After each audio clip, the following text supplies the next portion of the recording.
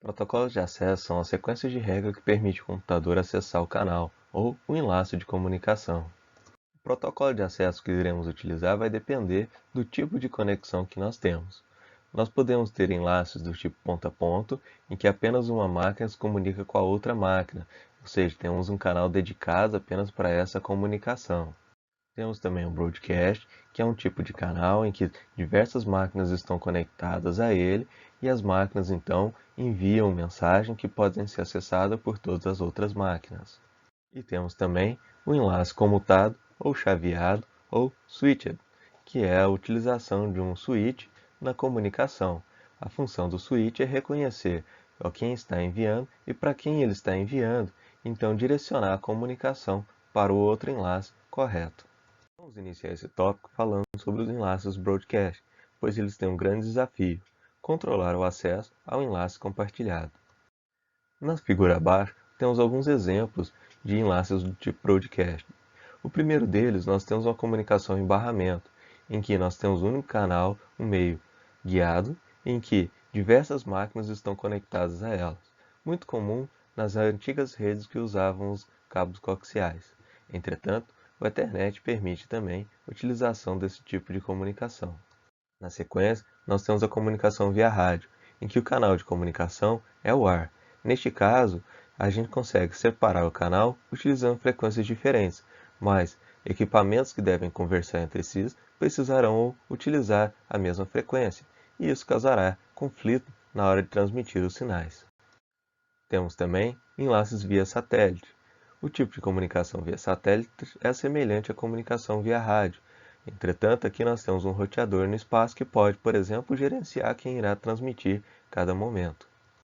E por fim, nós temos um exemplo que podemos utilizar no nosso cotidiano, como por exemplo, um comportamento humano em uma festa. Sabemos que na festa, diversas pessoas podem conversar simultaneamente utilizando o mesmo canal de comunicação, como o ar. Aqui nós temos um exemplo mais prático do que acontece em redes de computadores. Na figura superior, nós temos, por exemplo, a comunicação em barramento, em que diversos computadores estão ligados no mesmo barramento. O computador envia a mensagem para o barramento e essa mensagem então é propagada em todas as direções do barramento, conseguindo acessar todas as máquinas que estão penduradas nesse barramento. Na figura do meio, temos o exemplo de comunicação que utiliza um equipamento chamado hub. O hub é um equipamento que simplesmente facilita a construção do barramento, uma vez que ele não tem regra para distribuir a mensagem. Dessa forma, toda mensagem que chega em uma das suas conexões é encaminhada para todas as outras conexões, fazendo com que todos os equipamentos da rede recebam a mesma mensagem. Por fim, temos a comunicação com switches. Switches são equipamentos que a gente consegue encontrar separadamente, apenas um switch, ou também temos a existência dos switches dentro dos roteadores. A função do switch é isolar o tráfego da comunicação. Um switch é capaz de identificar qual que é o destino da informação e assim fazer um caminho dedicado para a informação. Dessa forma, o computador envia mensagem apenas para o computador destinatário e não para todos os computadores conectados na rede, como nos exemplos anteriores, no caso do uso de barramento ou de hubs. Apresentado o cenário inicial, então, podemos definir um protocolo de acesso múltiplo como sendo uma ferramenta capaz de coordenar as transmissões dos nós sobre os enlaces compartilhados, os enlaces broadcast, a fim de evitar ou minimizar as colisões de informação.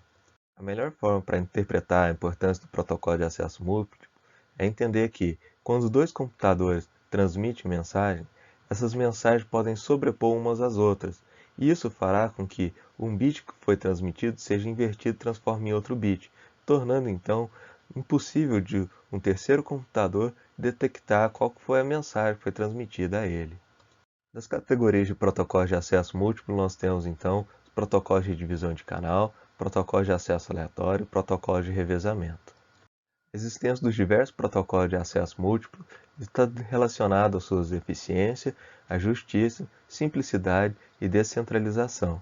A eficiência está relacionada à capacidade de transmitir o sinal com o uso mínimo de energia e ainda assim ser inteligível do outro lado. A questão de justiça está relacionada em que cada equipamento possa transmitir o tanto de mensagem for necessário quando for necessário. E a simplicidade está relacionada na forma com que vai ser trabalhada a informação para ser transmitida. A descentralização é permitir que os equipamentos sejam independentes sem que tenha necessidade de um equipamento que irá gerenciar todo o processo. Claro que, dependendo do canal de comunicação utilizado e da forma que for transmitido o sinal de mensagem, nós teremos mais eficiência, menos eficiência, mais justiça, menos justiça, mais simplicidade, menos simplicidade, descentralizado ou um sistema centralizado. Vamos começar essa jornada de protocolo de divisão de canais utilizando o acesso múltiplo por divisão no tempo, ou simplesmente TDMA, Time Division Multiplex Access. No TDMA, o acesso ao canal é feito por ciclos. Vamos reservar um espaço de tempo que vamos chamá-lo de quadro, ou frame. Não confundir aqui o quadro como sendo produto da camada de transporte, mas sim a mecanismo de divisão por multiplexação no tempo. Neste caso, o quadro é dividido por slots de tempo ou intervalos de tempo, em que esses slots ou intervalos de tempo possuem tamanho fixo, e cada equipamento irá controlar então a informação que será transmitida por esse slot de tempo. No caso do TDMA, apenas o quadro é compartilhado. Os slots de tempo não podem ser compartilhados, pois não há uma regra para dizer se um equipamento não irá utilizar aquele seu intervalo de tempo. Dessa forma, se o equipamento não transmitir no seu intervalo de tempo, aquele tempo de transmissão que seria possível outro equipamento usar será desperdiçado e não será utilizado. No início de cada quadro, tem um cabeçalho que especifica então o tamanho dos slots e qual equipamento irá utilizar cada um dos slots. Dessa forma, precisamos então de um equipamento que irá gerenciar os quadros a serem utilizados pelos equipamentos. No exemplo da figura, nós temos uma rede composta de 6 equipamentos que irão transmitir. Entretanto, apenas os equipamentos 1, 3 e 4 têm a necessidade de transmitir os dados. Vejam que, então, nós temos os quadro 1 e o quadro 2, em que no quadro 1, apenas o equipamento 1, 3 e 4 está transmitindo. Os slots 2, 5 e 6 estão vazios, impedindo a utilização desses slots pelos outros equipamentos. No segundo quadro, continuamos com a mesma jornada.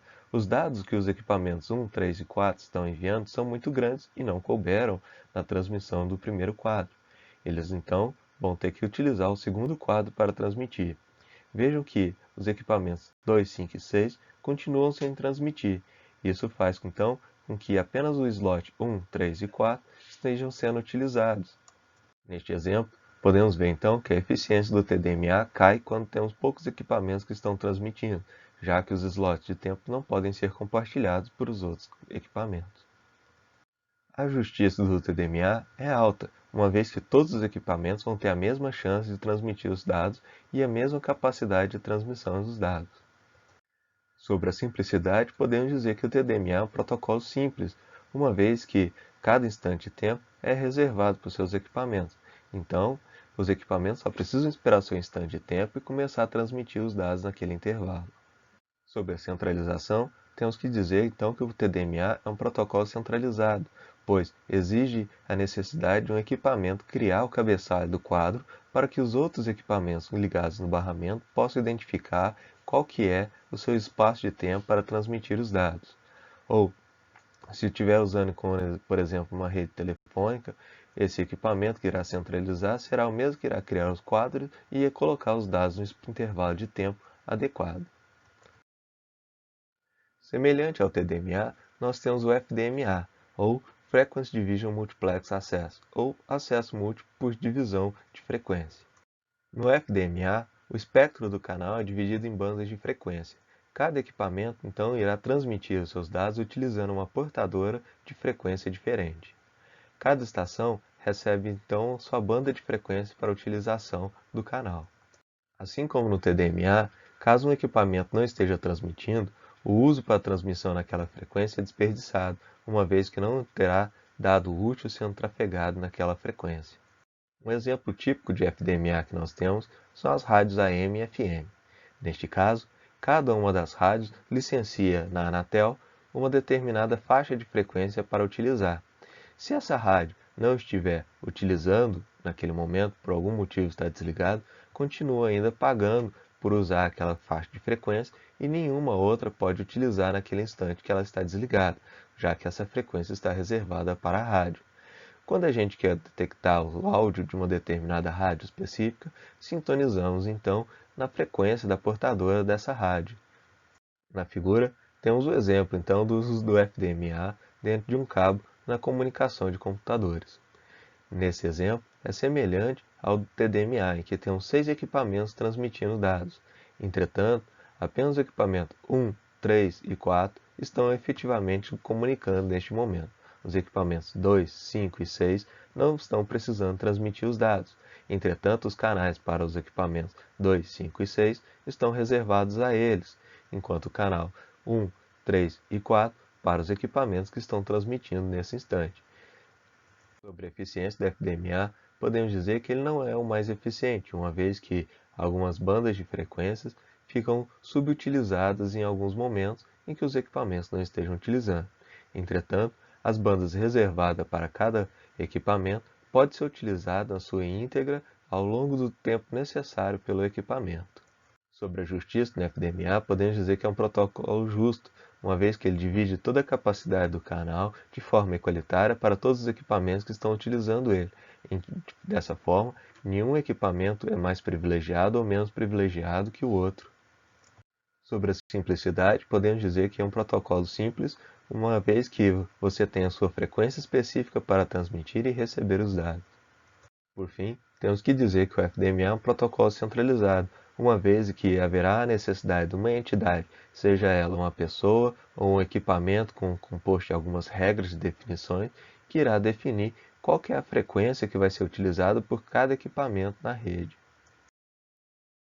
Outro protocolo de divisão de canal que temos é o CDMA, ou Code Division Multiplex Access, ou acesso múltiplo por divisão de código.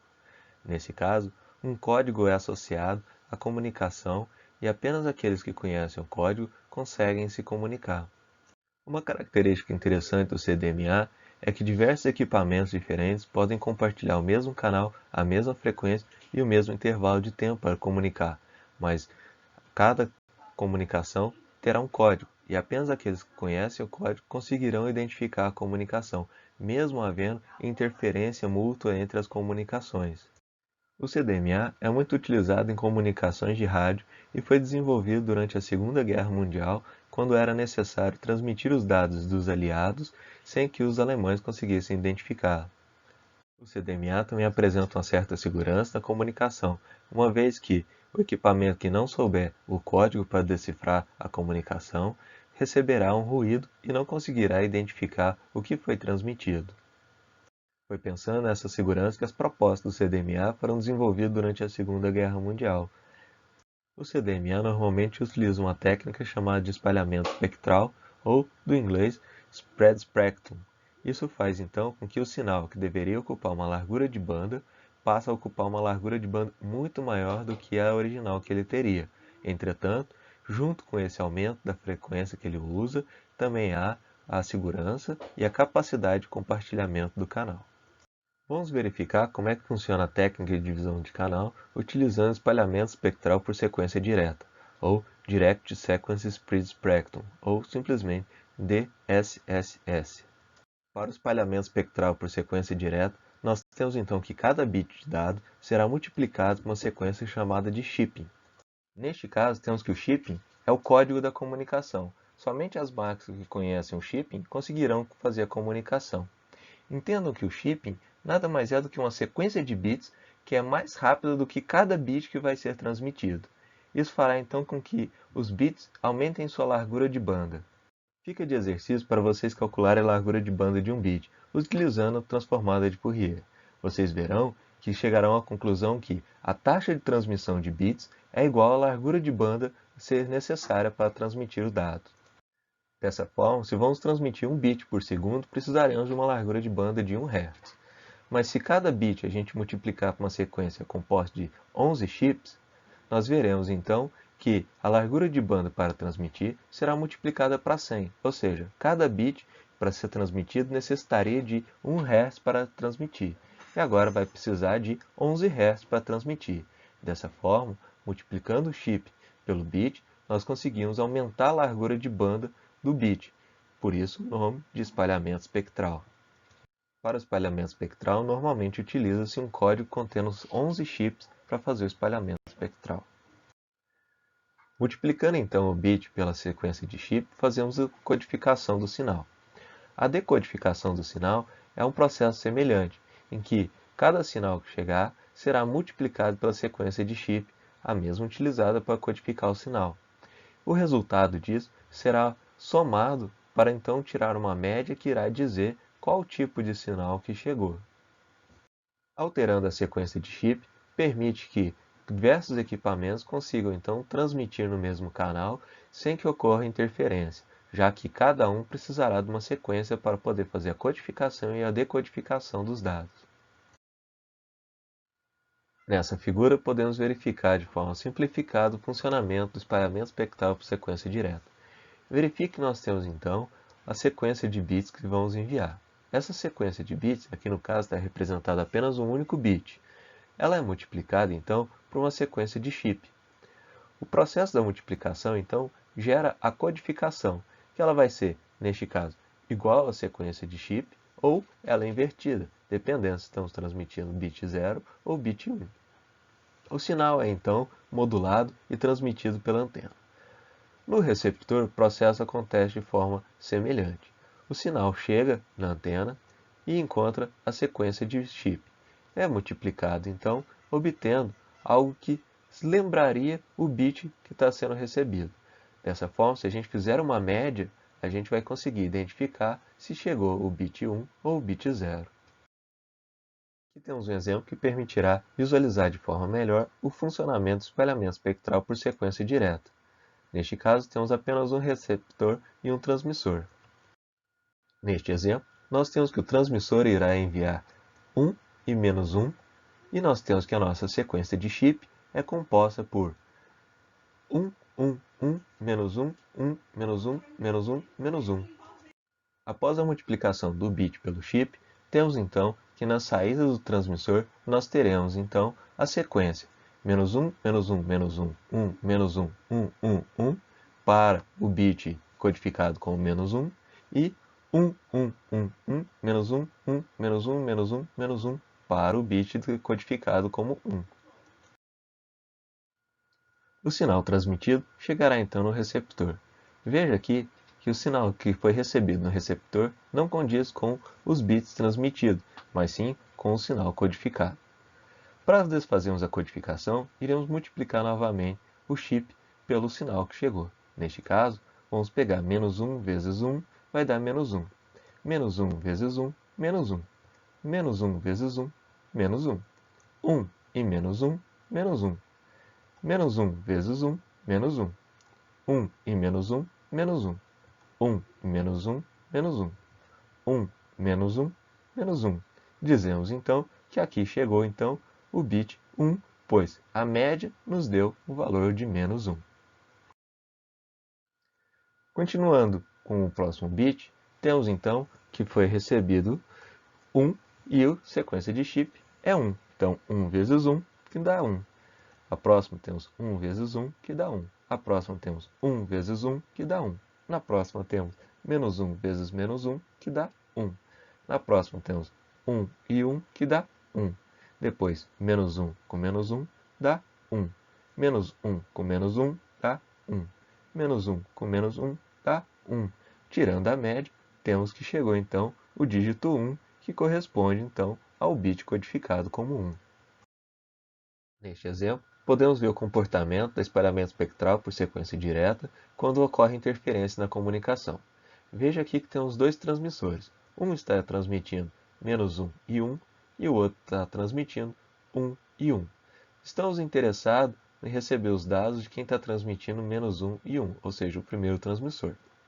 Veja que ele tem uma sequência de chip, que ela é diferente da sequência de chip do outro transmissor.